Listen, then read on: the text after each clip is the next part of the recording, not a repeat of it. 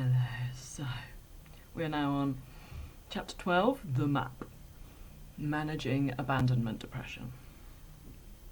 So, excuse me, hiccups.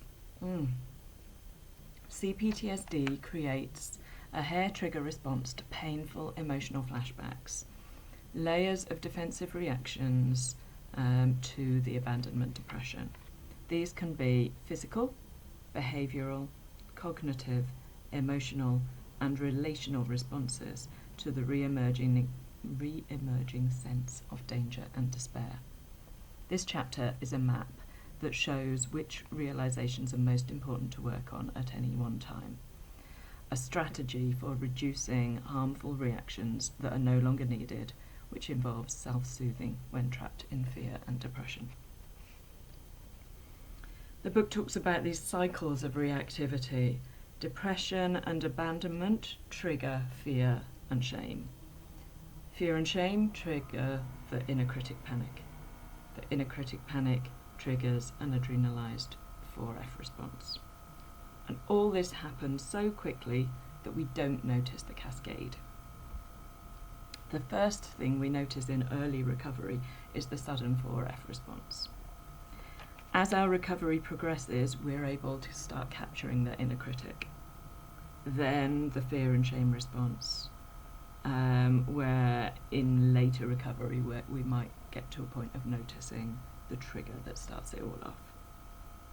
And this dynamic can also happen in reverse. Noticing the 4F response can trigger new self-attacking criticism, which increases fear and shame, which increases abandonment depression. And then another forward loop gets generated as a result. So the book suggests that this is the cause of the spiralling downwards feeling during intense flashbacks. Breaking flashbacks with tears. I didn't write anything more about that. Okay. The layers of dissociation in the cycle of reactivity. The layers are defences against abandonment depression. There are also layers of defence against the other layers beneath it. Each layer is a type of dissociation. So 4F dissociates us from hearing the inner critic. The inner critic dissociation stops us from feeling the emotional pain. Fear and shame dissociation stops us from feeling the abandonment depression. Dissociation renders all the levels less conscious or unconscious. Staying present to the critic allows us to become aware of the fear and shame beneath it. Being able to stay present to the depression feeling underlying all of this is deep and profound work. Dissociation occurred because we were not developmentally capable of managing the pain of being abandoned. We couldn't tolerate feeling the fear, shame, inconsolableness of it. We couldn't use anger and tears to release this shame, and we couldn't bear to stay tuned in to the incessant critic. We could only fight, flee, freeze, or fawn, and over time this became habitual. We can deconstruct this habit and awaken the psyche's capacity to respond with compassion. In this society, then, talking about depression often feels taboo, and psychology schools can erase it as a legitimate feeling, or say it's a waste product of negative thinking, or a dysfunctional state stemming from repression of emotions. These factors can, of course, cause depression, but it's also a valid and legitimate feeling all on its own. Distinguishing between depressed thinking, which the desire is to eliminate, and depressed feeling, which is something that we need to feel. Some meh is okay and a normal part of being human. Depression can give us a sign that a once valued job or relationship is no longer healthy for us. This functional depression is a sign to let it die and move on. Something has shifted. An overreaction to depression can reinforce toxic shame, driving us deeper into abandonment, exacerbating isolation.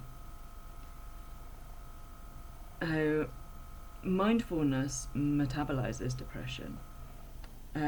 Deep level recovery from childhood trauma requires a normalization of depression, renouncing the need to respond to it using compassionate mindfulness. Staying open to our emotional, visceral, and somatic experience without retreating to the cycle of reactivity. Early mindfulness work involves staying present to the physical sensations of fearful hyperarousal, like sensate focusing, practice of feeling. Milder sensations in the body will be like muscular tightness and tension. It could be anywhere in the body, but especially in the alimentary canal from the mouth to the anus. And then building up a bit, tension could be noticed in the jaw, in the throat, chest, diaphragm, and across the belly. This also correlates with fear. More intense fear feelings of nausea, jumpiness, feeling wired, shortness of breath, hyperventilation, and alimentary distress. Mindfulness also includes dissociation awareness, coming back to fully feeling the sensations of fear. Somatic awareness can trigger painful memories in a therapeutic way, opening up childhood memories and feelings of grief. If more pain comes up than you can digest on your own, please consider getting support with the process. This can begin to remove depression.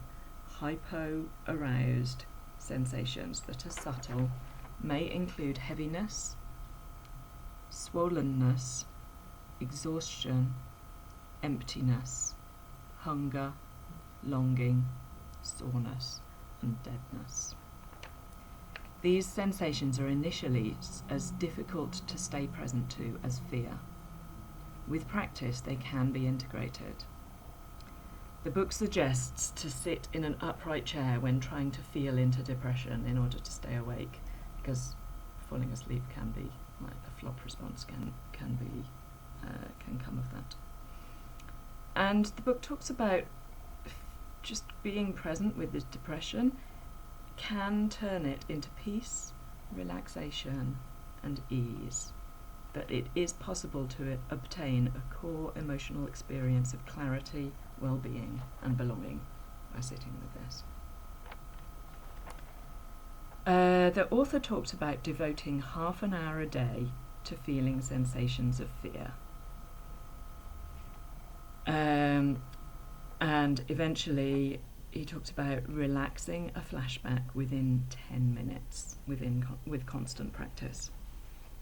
Digesting fear becomes easier to access the core underlying sensations, and mindful merging with subtle emotions and sensations of depression. He talked about sensate focusing being a coming home to rest.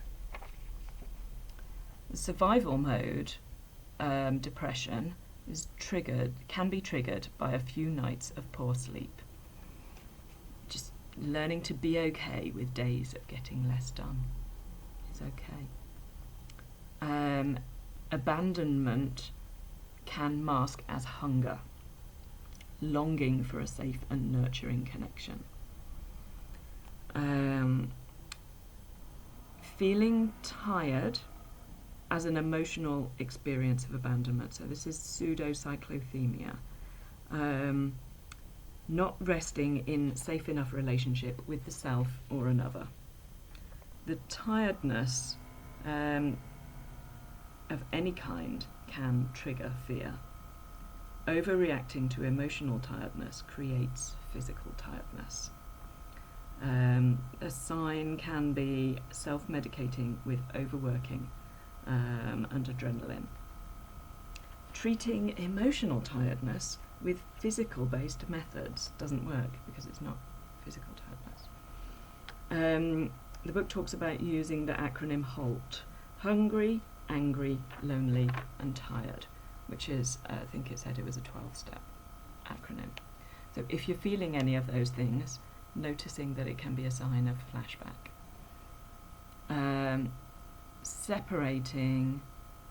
Separating necessary suffering from unnecessary suffering, which is, I think it talked about this being Buddhist philosophy. Seeing depressed feelings as messages from the inner child abandonment and a sign to remother ourselves. Recovery is progressive. Just take a moment to notice how much has already changed for you since the beginning of this book. On a cognitive level, you've had the psychoeducation and mindfulness awakening to learning to deconstruct it. We've had the inner critic work and the childhood losses, grieving the loss of safety in the world. So now we're ready to address the abandonment depression. The next step will be releasing the armouring and physiological reactivity via somatic work. And finally, we may need some relational help to deconstruct our pain-inducing defences. So the book then went into a discussion about food that showed like how trauma responses could show up. And the example being the slightest trigger could create a flashback, creating numbness around eating, showing that it is often minor frustrations that trigger flashback, not incidents that repeat childhood ordeals. He talked about the food being a flashback to dysfunctional family battlefields, and anything intricate was a flashback to being picked apart by his parents. And he discovered that angering at parents at this point reduced the fear. There was this point where he talked about a mantra of, I am safe, I am relaxing. A thought correction mantra when triggered. Noticing like gut tightens to ward off deadening feeling, and surrendering to the deadness, knowing what is coming, knowing there will be inner critic messages showing up, and saying no to them. Becoming one with the depressed sensation and finding a way into relaxation with refathering messages of reassurance.